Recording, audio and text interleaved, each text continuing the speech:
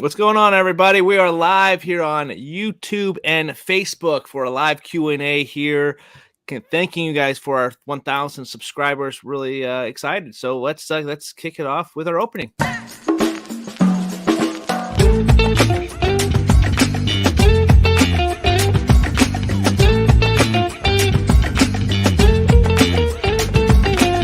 Get back down! Never gets old. Yeah, I love that. I just watched Sympathy for the Devil last night, actually. And Nicolas Cage is pretty on fire in that movie. It's pretty awesome.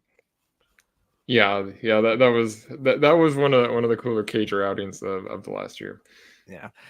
Anyway, guys, thank you so much for joining us. My name is Adam, and I'm joined with Todd as well. We may have Zach or Terry up here. Who knows? And if they don't, it's their loss, I guess. So.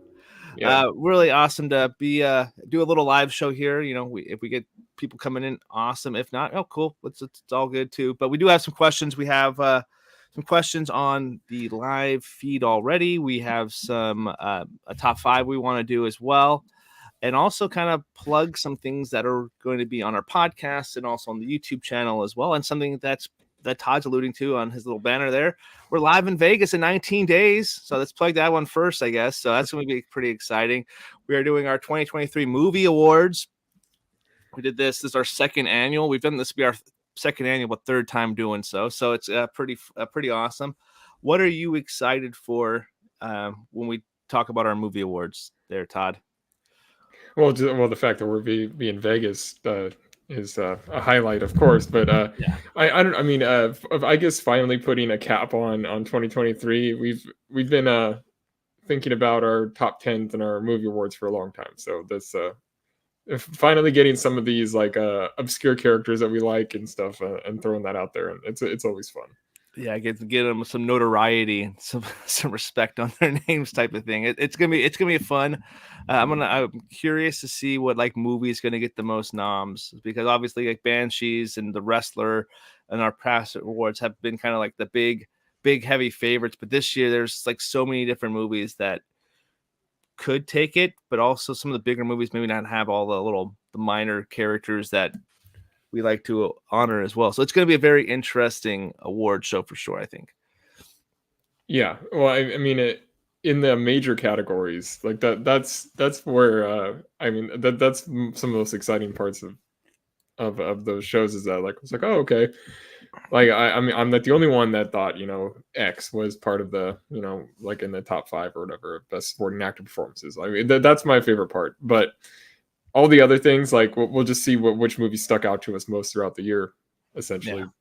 That's gonna be interesting. Like the big main categories, like the actor, director, screenplays, the actresses, and all the supporting characters too, and best film, because our top 10 films, best picture lineup could be completely different. I know we had a lot of overlap on our top 5 or top 10 movies of 2023, but at the same time, there's a lot of movies just sitting right outside that top 10 that we all agreed that we loved. So who knows if maybe those movies sneak in. I wouldn't be surprised if we have like a best picture lineup that has like Are You There, Mark? Are You There, God, It's Me, Margaret, or like Society of the Snow, like something like those sneaking in. Those because a lot of us do enjoy those movies on the podcast. So would be very good surprise to see. Yeah, and our actual vote tabulation system is incredibly complicated, and I think Terry's the only one that really understands it completely. So I don't actually know. So conspiracy theory what's going to be enough to get in. He always rigs it. No. Who knows? But anyway, if you guys do have any thoughts or want to share something on the podcast, drop your questions on whatever you're watching, and we'll get through those as well. I also want to plug something I did with Larry, another YouTuber from Chili Boy Productions. That's his channel name. We did a deep dive review of Midsommar, so that should be coming out on Wednesday. And also, if you're just strictly a podcast listener, where you're listening to Almost Sideways Movie Podcast, make sure you guys are checking us out there for longer form content. But we also have like an Argyle conversation or my review there with the Matthew Vaughn ranking. Those are videos on the channel too, but they'll be also on the podcast, so you can listen to them as well at some point. What are you guys doing on the main shows up there? Today we will be recording our podcast for the week, so it'll be out later this week, and it is our 20-year anniversary deep dive of Anchorman, which should be a lot of fun. It'd been quite a while I since like I Lamp. actually sat down and I love Lamp. I love Lamp. Do you really love Lamp? Yeah. That one's going to be a good time, and we are also reviewing the new animated movie to come on Netflix called Orion in the Dark. So, ooh, interesting. Okay, I know I've seen that. I know you guys were looking at Argyle. Zach texted me, "Thank God you reviewed that, so I don't have to watch that shit."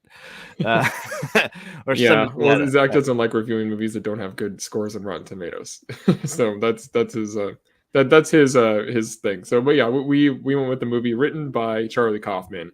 Oh, there we go. Which is yeah. I mean, you will see what we think about it. Sure. I guess whenever that review comes out. And we'll also put that on the YouTube channel too. So make sure you guys stay tuned for that. So, all right. Well, I guess that we can ask our first question today, or answer our first question. Speaking of Zach, is who on the podcast? This is from Kim. Who on the podcast has the worst takes?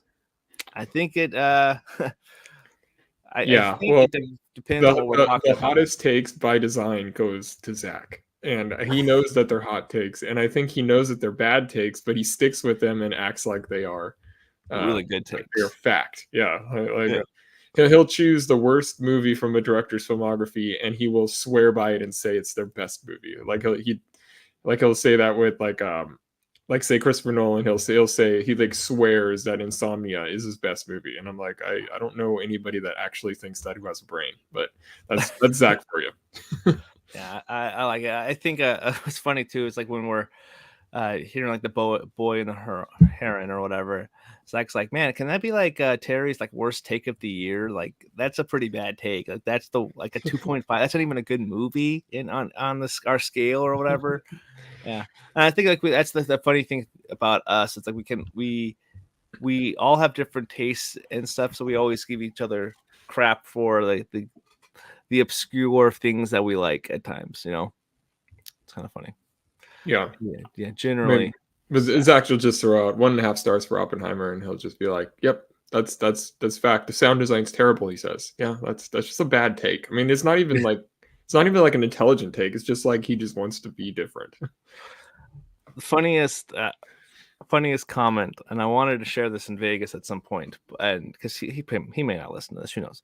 But on the Society of the Snow, he got critiqued on Society of the Snow by the people, some viewers. He's like, "You guys just didn't get it," and I was like, "Well, who didn't get it?" I was like, "I think Zach, because he said it wasn't graphic enough. They didn't show enough. You could tell that the guy just really likes big blockbuster movies, and I don't understand." And I was thinking, like, somebody said that Zach likes the big blockbusters. Was just kind of a funny comment to read, and I'm like, yeah, I think he might get a kick out of that. But yeah, well, he is the one that likes the bad Marvel movies too. So. That's a good point. Good point there. All right, awesome question. That was a good one. All right, we do have a couple more. I think we'll read this one out next. From Pearl? What's our good friend Pearl is back. Are you excited for Maxine, the third film in the X Pearl franchise? And I guess I will kick this off because I did give it thumbs up. I put Pearl in my top 10. I'm excited for Maxine. I'm a little nervous with the Mia Goth conversation. I know that's not necessarily the question I was being asked, but I enjoy Mia Goth quite a bit. She, spoiler alert, she's a nominee, somebody that I'm nominating for supporting this year for Infinity Pool. James, it's a good. But yeah, I like Mia Goth a lot. But yeah, Maxine's going to be an interesting movie. I think Ty West could be on our like a top 5 like directors we're looking forward to seeing movies for in a couple of years. So he's in the conversation for me anyway. But yeah, I'm excited for Maxine. What about you, Todd? I mean, yeah, I'm not as big a fan of the first 2 in the series as you are, but I mean, I did really like them, and certainly Ty West is one of those guys who's just pretty much doing his thing, and I really appreciate that, and he's kind of unrelenting in that. So I'm excited for Maxine. Yeah, awesome. All right, well, we did mention Ty West, so let's go into our kind of a top 5 that we have now, and we'll sit on one of the questions and see what happens after that. But the idea that you came up with was top 5 directors that were excited to see, like must-watch directors or something like that. What exactly is this list you came up with? Well, I mean, it originated because I had heard Quentin Tarantino saying that he does this with like his friends a lot, where he'll ask them like, who's the most exciting filmmaker out there right now, and he'll like have a whole polling system, and he'll reveal the results eventually. And so it's pretty much like the director, if they're having a movie come out, which is whose movies are you most excited to see when you hear that they're making a new movie, or when you hear that their movie's getting released. And I said we need to make it current filmmakers. So I guess if they made a movie 2020 or more recent, then that they would qualify. So Tarantino technically would not qualify because he hasn't made a movie since 2019.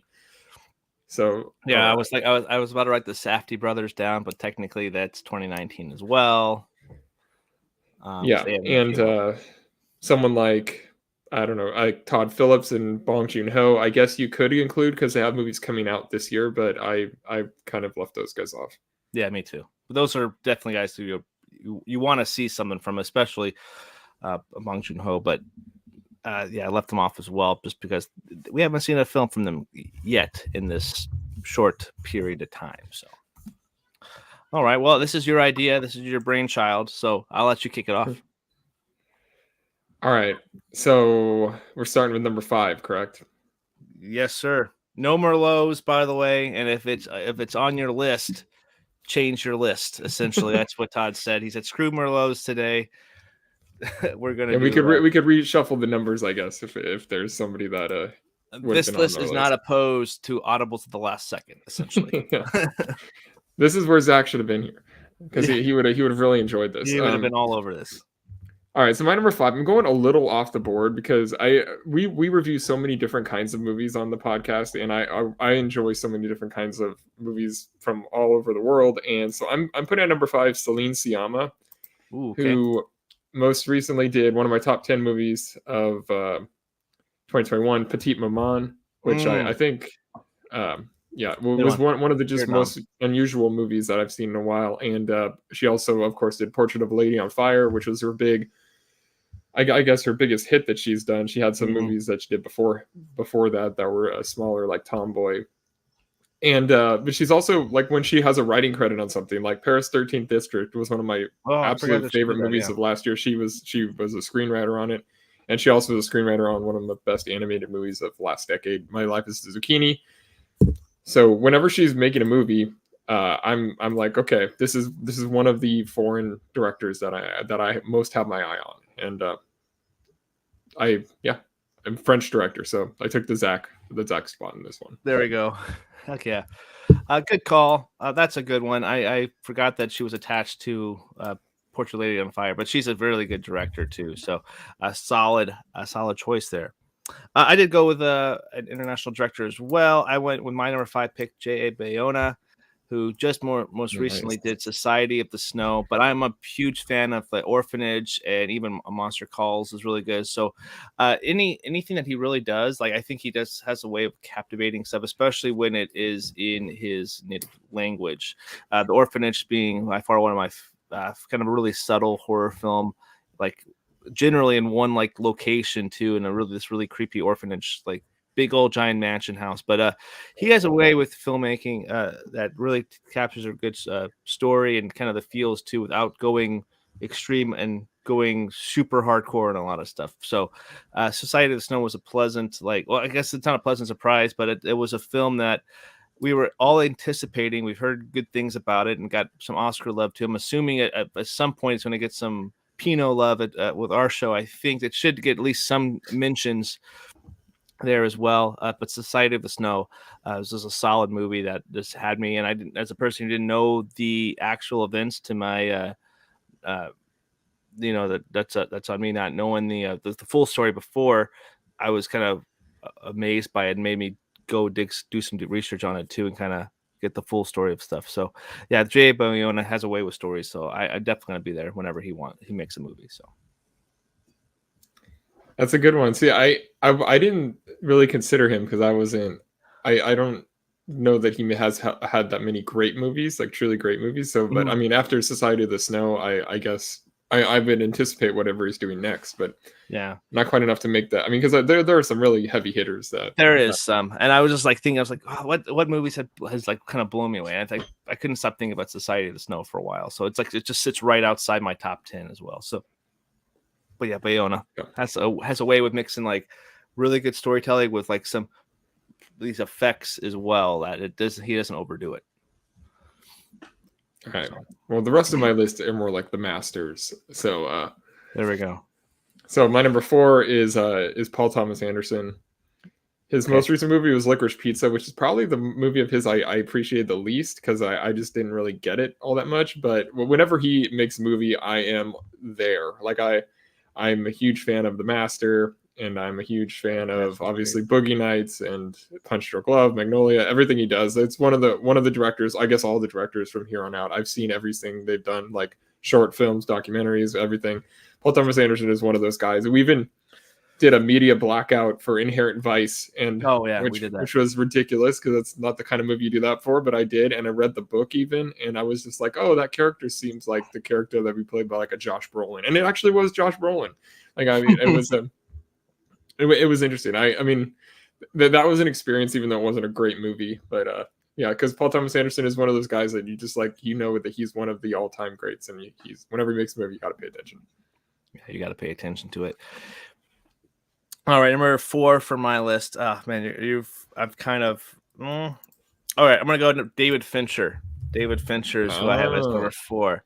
All right, so he just did The Killer, and he did Mank a few years ago. What year did Mank come out? Like, what was that? That was 2020. 2020. Okay, so that I don't really care for Mank too much. It's fine. It's good filmmaking, but not one of his strongest ones out there. But David Fincher is kind of a must-see director for me. I really liked the Killer, and of course you got the classics, Fight Club, you got Seven, you got Alien 3. Even no, Alien 3 is not the good, but you got a lot of these classic films that he does do, and he has this noir feel to it. And the Killer, while being a slower paced film and different than what I was expecting, and I know you loved that film quite a bit, but Michael Fassbender, got a great performance out of him, and was able to tell this really slick looking story, and has some of the best whiskey scenes. So of course, seeing whiskey, I got a shot here to celebrate our 1000. So there we go. Cheers. This is tequila, but okay. Well, there we go. Cheers to you too. So anyway, David Fincher, number 4, director that I gotta watch. Stop putting stuff on Netflix. Let's put him on the big screen now. He just Fincher was going to be my number 2, so I got to shift some things around. Okay. I had a feeling.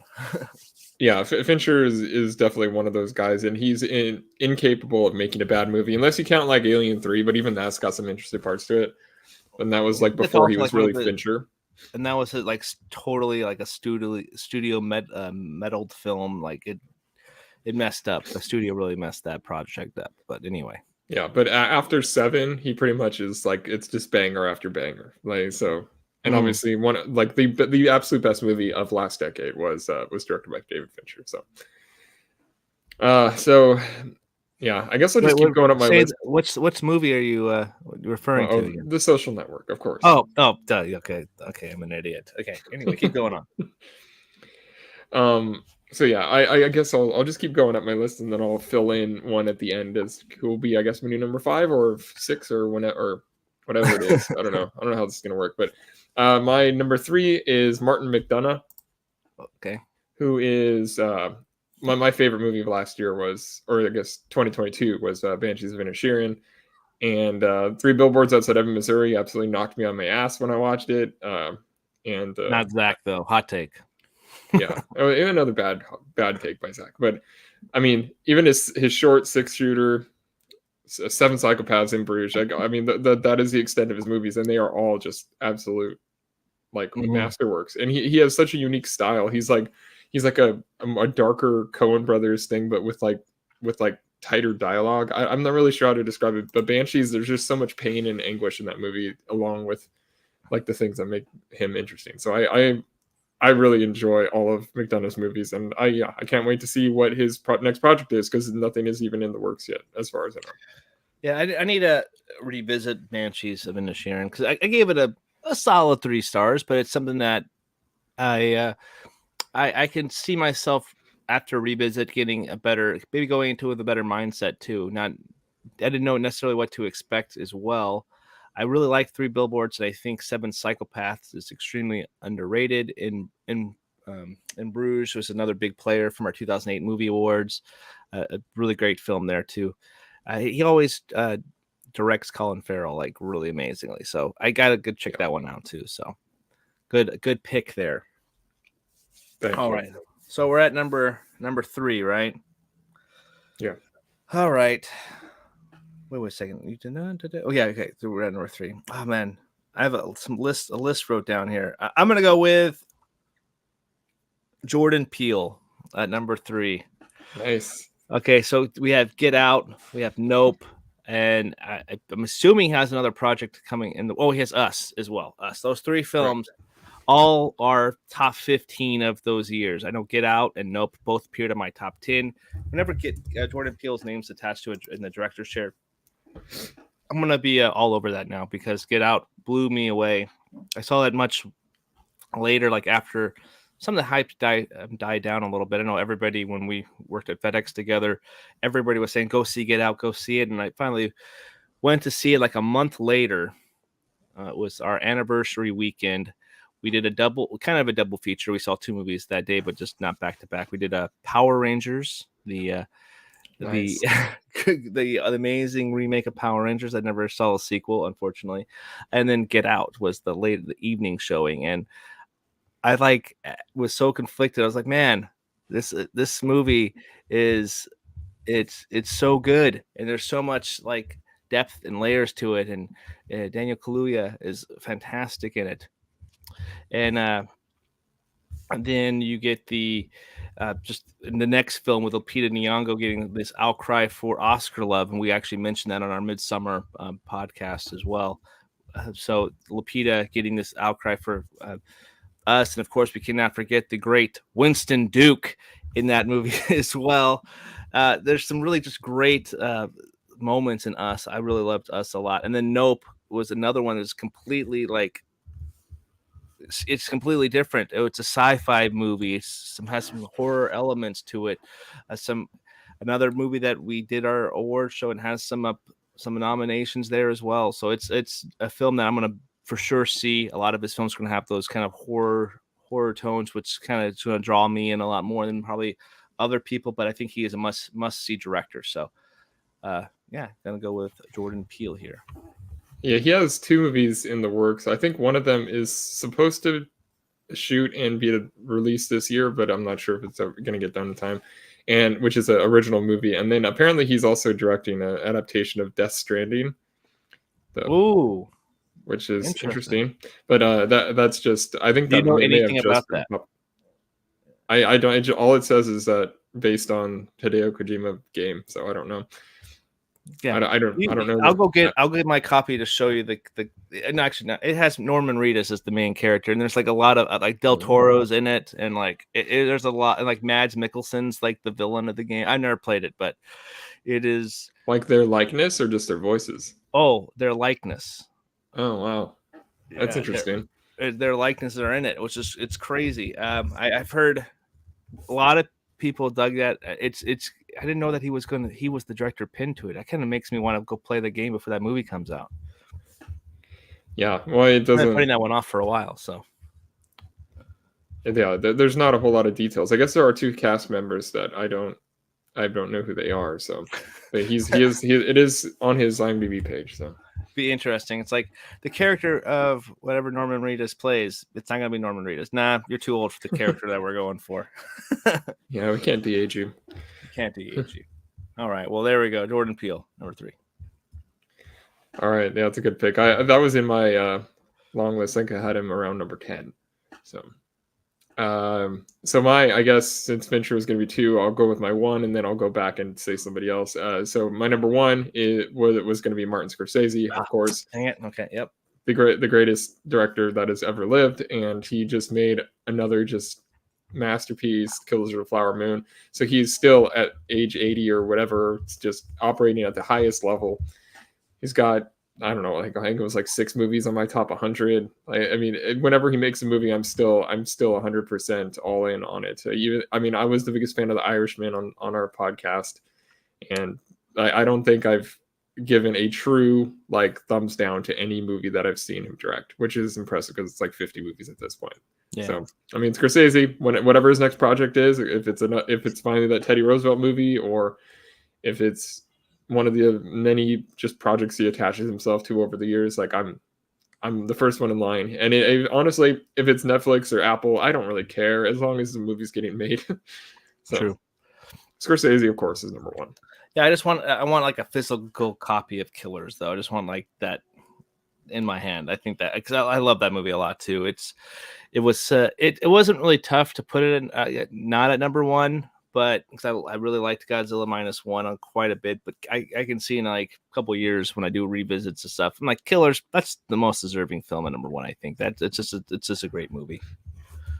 Yeah, I mean, I don't think there's anybody that would really take issue with putting number 1. It's a boring number 1 choice because the movie is so great, but it's it's like, yeah, of course.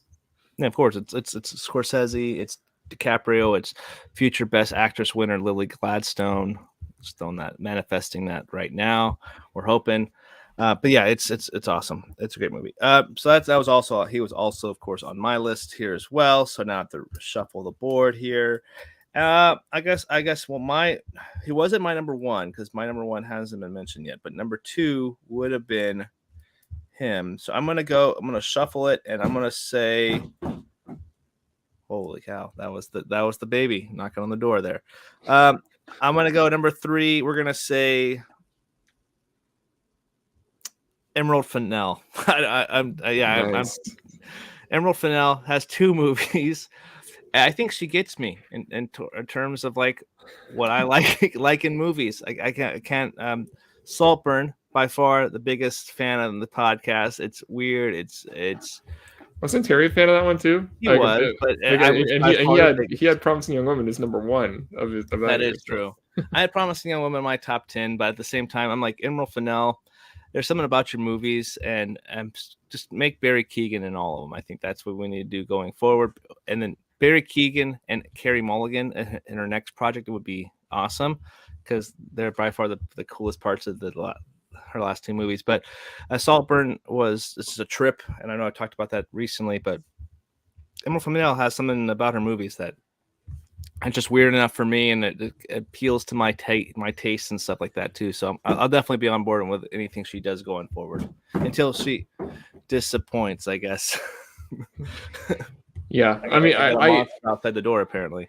I tried to go with people who have a few more movies than that. Mm-hmm. Like, I mean, yeah. I mean, I get Jordan Peele. Like he's got 3 and he's established now. Like Emerald Fennell he's just got 2, and I like both of them. They're both like 3-star movies for me. But I mean, I get it. At the same time, like when she makes a movie, I'm definitely intrigued with whatever direction she decides she's. My other option. Well, I'll tell my other options later after we do it. But I had her down around number 17 or so if I was ranking those. Yeah. Okay. Right. Well, and then so I guess now my new number 5. there we go. Even better. Is one I had ranked just outside my top 5 is Pete Docter, who is he's the president of Pixar, but he has made the Pixar movies with the biggest heart, and all of his movies are just fantastic. He's got Monsters Inc., Up, Inside Out, and Soul. Like 4 of just the absolute just most wrecking movies that they've ever done. The ones that just like get most at your heart and make grown men weep are the movies that Pete Docter makes. And he doesn't currently have a movie that's in the works, but I'm sure whether it's another animated movie or if he decides he's going to make a live action movie, he's the one that I would be most anticipating a movie if he was to jump to live action. So But Pete Docter, I've loved all 4 of his movies, and I can't wait to see what he does next. Good call. Good call. We have a comment here. I got to read. I got to break the thing here. Zach Saltz, this guy. Over under minutes I can stay alive during Todd's morning poker tourney in Vegas. Love you guys. And Saltburn kind of sucks. Wow. Okay. I thought you said Saltburn kind of is actually good a couple weeks ago. I don't know. You changed your opinion on this. Stay alive during the morning poker tournament. It depends on how many Irish coffees we drink beforehand. The more, I would say as many as you drink, you'd be alive that many minutes. So I'll go with that. But unless you just are completely unpredictable again, like you were the last time we played in Vegas. As long as we need to talk about Adobe Premiere and what I can improve on, that's the conversation. No. Yes. It's gonna be fun to experience Vegas together as a group. It'll be fun. Good question, Zach. I sent you the link. Get in here. Anyway. All right. So my number 1 is a director we have not mentioned yet, and that is Denis Villeneuve, whatever you want to say. But I absolutely love his movies. I'm always on board. I'm looking forward to Dune 2, Part 2. I'm going to go revisit Dune, his first one, but I'm a big fan of like Prisoners. We revisited that one last year. It's the anniversary watch. The only one I really haven't seen of his movies is Incendies, which is his very first his first one.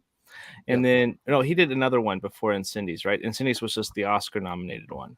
What was the other one? Oh, yeah, I don't know what his. But yeah, Denny is a great director. Arrival, Blade Runner 2049 was a big favorite of mine as well. But anything he does, yeah, that's it. Polytechnic.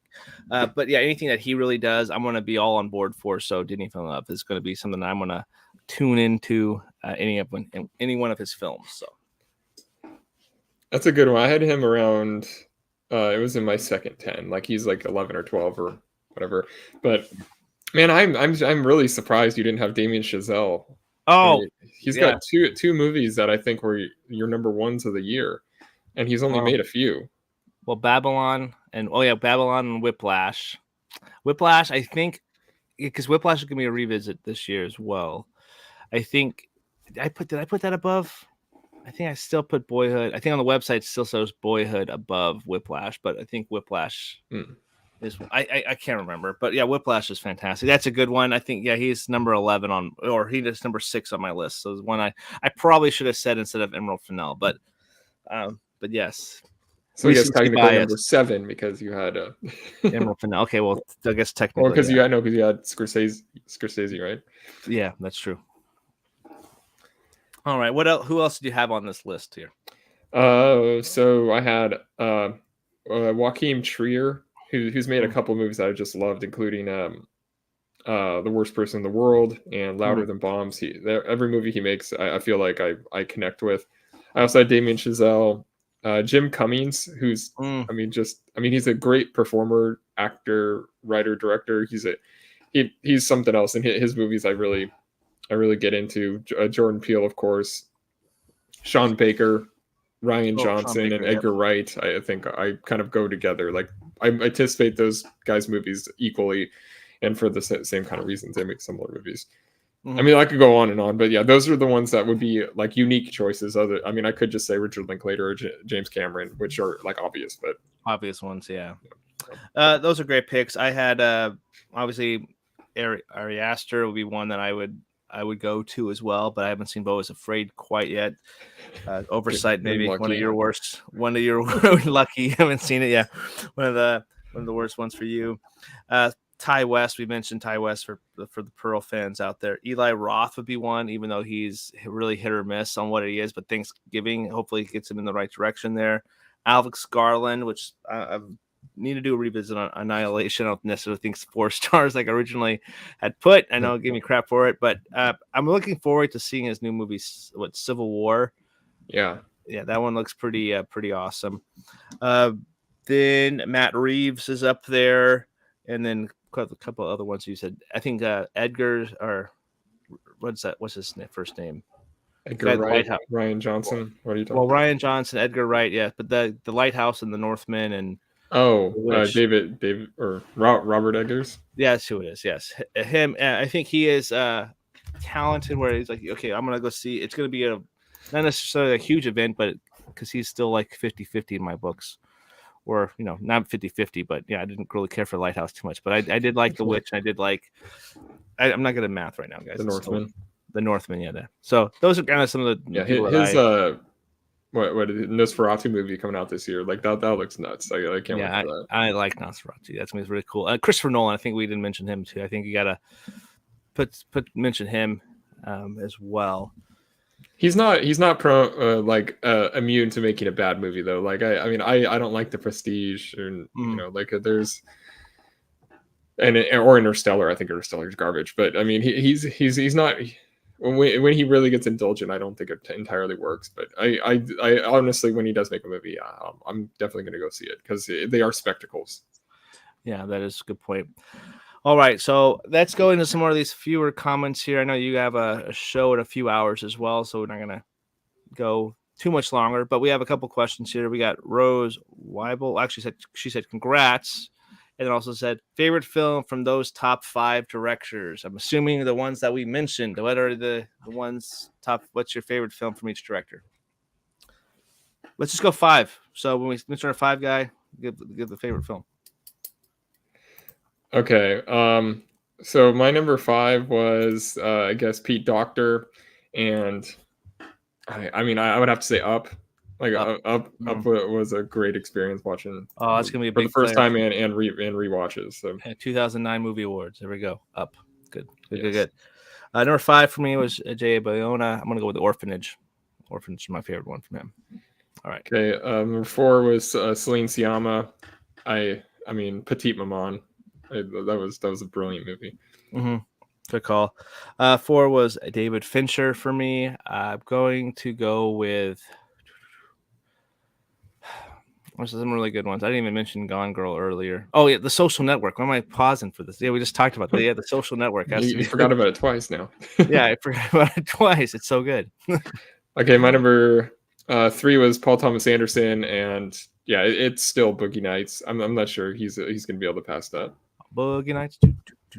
Boogie Nights. Okay, number 3 was Jordan Peele, and I'm gonna go with my favorite film from Jordan Peele has to be.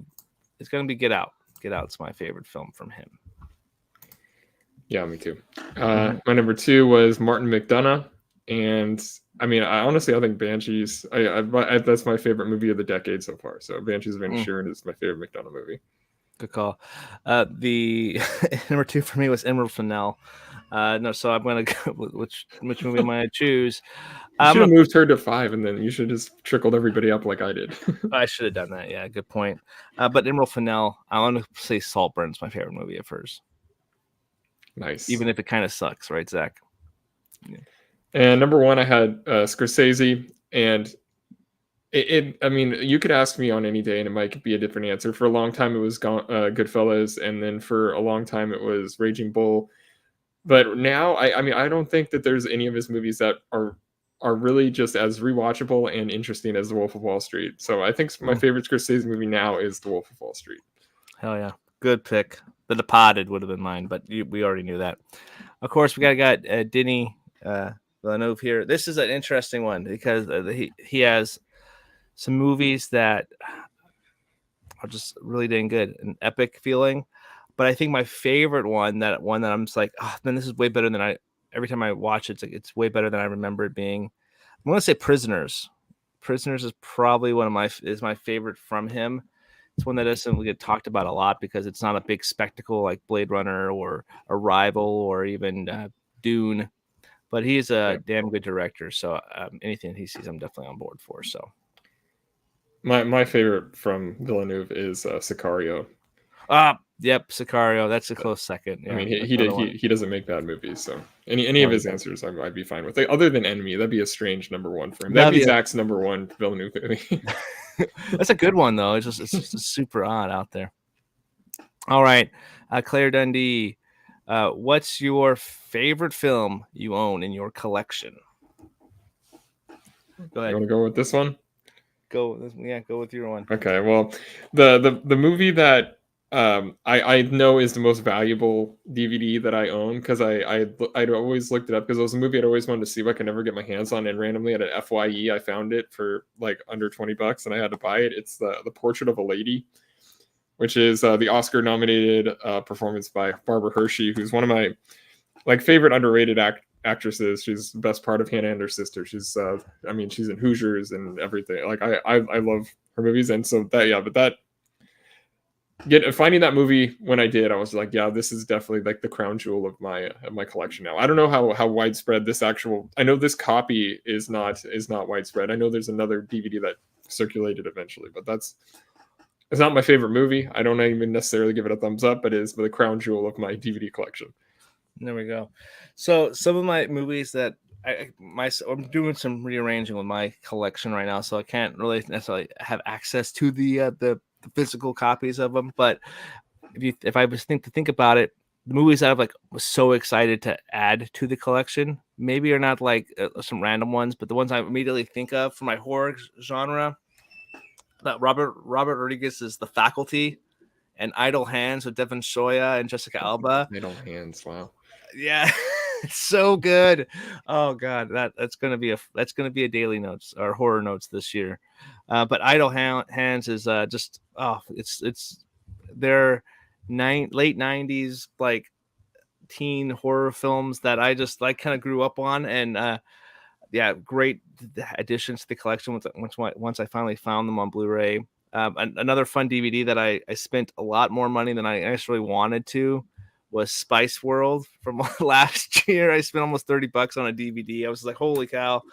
But it's good to add that one to it. But if I'm really being like sincere, like a really good movie, a movie that I haven't even watched yet, surprisingly, I think I'm watching it this year for a first time watch. And I have an unopened copy of a discontinued Criterion, and that is Rosemary's Baby. That is probably one of my crown jewels that I have in it. And I also have the Criterion like big box set of Godzilla too, which is in an enormous container too. But that's another one that I'm like, it's a pretty good display piece. And then so those are the two that I would say would be like the kind of the top more expensive movies in my collection that I would have. So, but some good stuff. So, what's the worst? I'm just throw this out there. What's the worst movie you own? Because I had ended up selling a bunch of DVDs because I had like 1,400 DVDs at one point. I ended up selling a lot of the ones I didn't like because I would always go to like the pawn shop and stuff, and I would just like, oh, this is actually cheaper than renting a movie, so I would just buy like 6 or 12 movies every time I go, which is like once a week. So I would end up with a lot of bad movies, but I owned Adam Resurrected at one point, and that's one of the worst movies I've ever seen. So that was Pinot nominated. Oh, actually, that's a Merlot nominated. Yeah, worst performance 2008. 2008. Jeff Goldblum. Good call. I guess trying to think, I do the same thing every October when Black Friday hits. All the deals for the movies go on sale, so we kind of like go through them, like, okay, which ones aren't we keeping or whatever. Try to get the ones that we don't care about out. But I also have a daughter, so there's some movies that she really likes. Well, kids movies, I wouldn't even different. consider that. Yeah, I'm not considering that. But the one movie that my wife is completely like standing on, and I don't even remember it. Immortals with like, I think like what like Mickey. It's like some Greek mythology movie. It's one movie that she really likes, but I was like, are we really ever going to watch this again? Since we bought it, I think we watched it once, but at the same time, is it really bad? I don't remember, but I just know that's one I'm like, I have never. I know which one's really bad. I know which one was really bad. I own a double feature edition of Steve Martin classic. It's The Man with Two Brains, and it's that one where he is My Blue Heaven. My Blue Heaven is not good. I do not like that. My Blue Heaven with Rick Moranis or whatever. And Steve Martin has this ridiculous accent. I don't know why I still have that. It's just a copy of a movie that was super cheap at a pawn shop. Yeah, it's like I like Steve Martin. I like Rick Moranis. Let me watch it. It's not good. Yeah, I'm sure I have some other bad movies that are just part of like a collection. Like I know I have like multiple Nick Cage collections, and I think like Trapped in Paradise is in one of them. That's not a good movie, and I mean there's some like that, but I didn't actually buy that singularly. So Well, it's different then. All right, we have a couple other ones that came in before the stream actually happened. So, what's your favorite movie genre? I don't remember who asked that, so I apologize. But what's your favorite movie genre? I think it's got to be crime drama. Just I feel like those movies I respond to the most and are most consistently like in my top tens and stuff, and just the ones that probably have the highest floor for me. Like I could watch a trashy crime drama and I would still be totally entertained, and probably would at worst give it 2 stars. So I'd say that. Yeah, good call. I like that genre as well. To be different, I guess I'm gonna say horror is kind of a one that would be like the biggest fan of on our podcast. To always try to at least put one horror movie in my top 10 every single year, depending on where it would fall. Funny enough, I don't think I did that this year, but anyway, I was tempted to put Saw 10 in there just to say it was the 10th movie. But horror is a fun one. I like watching some silly horror films, especially that's why horror, like the whole month of October for Daily Notes is horror notes. It's great. So I like that, but I also like noir, like old school, like noir, like Chinatown. Even that movie that we watched, that what was that with Mickey Rourke and De Niro? Was it Angel? What was it? Oh, Angel Heart. Angel Heart. Like that's like a noir, like mystery, detective work movie too. That's Sure. Even the stuff like that. It's right up my alley too. So noir, thriller. Yeah, I love noir too. It's good stuff. So, all right. Oh no. Zach, when will we get a reboot of the Red and Brown podcast? Adam should use his Christmas bonus money on a new Venetian blinds. Thank you, Zach. Appreciate it. I haven't talked to Ben in quite a while. I don't know. Yeah, I haven't. Me neither. But that'd be interesting. But yeah, he should crash our Vegas trip. Oh, dude, just show up as like Uncle Eddie and like a Christmas party, but it would be like our award show. He'd be like the that moment that there was an Oscar streaker, just a guy streaking across the stage. It'll be awesome. It's a good one. All right, our last question that we had here: what movie got you loving film? I've shared this story quite a bit, but I was sick when I was like 13-ish, and I was later. So I was in high school. So I was sick, and so all I really could do was just like kind of lay there and go in depth into the Blu-ray features or DVD features of film, the movies I had. So I watched a couple movies. I watched Apollo 13 like 3 times within like the next couple, like 24 hours or whatever period. And I was like watching all the features. I'm like, man, Tom Hanks is probably my favorite actor. And then I was like, this is a fantastic movie. And like a lot of people, you guys really love it too, or Terry and Zach for sure really love it on the podcast. So it's a great movie. But then Empire Strikes Back was the other one. I actually never liked that one growing up. But after being sick and being like trapped in my room and all I could do was watch the movies that I owned, and I just watched that again a couple of times as well. And I was like, this is way better than it has any, like way better than I remember it being. I don't understand why I didn't like it as much. This is actually really dark, and watching the special features on the Star Wars like special collection I had made me appreciate that movie a lot more. And then I was, got back into like watching these, The Departed, and kind of watching all the other, starting collecting movies that I really liked too. So I started accumulating shortly after that, like just movies. Whenever I got I just wanted gift cards so I can go to like FYE or Best Buy or Circuit City at the time and just buy movies and just add them to my collection. Not everything was good, because I have mentioned that one of my first movies I ever bought was Saving Private Ryan, then James Bond: Die Another Day, which was not good. So it's 2 of my first movies I've owned. How about you?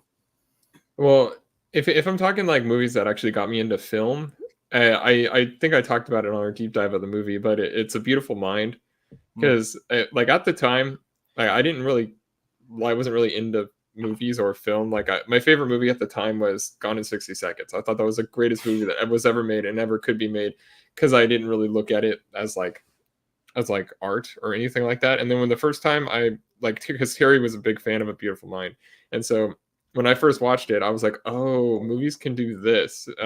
You could take a true story and also make it like this like mystery thing, and also make it this like really twisty screenplay and all and stuff like that. And I saw something different in that movie, and ever since then I started actually watching like good movies. And then I got it, like I had like several bridge movies that got me into other genres. And but A Beautiful Mind was definitely the first one that broke me out of just being like a kid watching movies just for like the action and the comedy. So like A Beautiful Mind is the one that I would credit as being the one that did it. It's a good one. Yeah, I've only watched that I think like twice, and I really like that one as well. But it's been several years since I've seen that one. So I think it's weird we both said a Ron Howard movie, but that is, but we would consider him like a safe choice if you're wanting a film to be off the ground, for sure, a safe choice. Unless it's Solo. Yeah, that is true. Zach, another our buddy. The first one that did it for me was 88. Oh, well, congratulations. What's that title? I'm 88 Sasakaya. 88 Sasakaya. Nice. It's next of the year. Heck yeah. And of course, that is the wine that got Maya into wine. Heck yeah. 88 Sasakaya. There we go. Good call. Yeah. Well, that's what we had. That's the questions. So nice little quick little live here. We're going to be trying to do more of these going forward, so that way we can get, more people having a conversation with, instead of just us sharing our thoughts there. And we enjoy the comments, but we are having live conversations too, and having comments come up on the screen and responding to them are always a lot of fun for us. So yeah, so we're not just getting stuck talking about the same topics that we like. It's like, what do you actually want to hear? Exactly. Yeah. So I think I've talked about the privately to you guys. I think about doing at least for sure a live at least once a month, at least doing one alive once a month. So that's something that we can do at least going forward. It may just be me. It may just be me and Todd, or me and somebody else, or somebody, but at least doing a live once a month. I think that's something that I think we can make happen for sure. So, but anyway, I know you got a big show coming up with your Anchorman deep dive. So, scotch, you better be drinking some scotch in the podcast. Scotch. Down. I have any scotch. Oh, well, all right. Well, in the honor of Anchorman, go fuck yourself, San Diego. Perfect. We'll see you guys later. Have a good one. Thanks for stopping by. Thank you. Yeah, for stopping.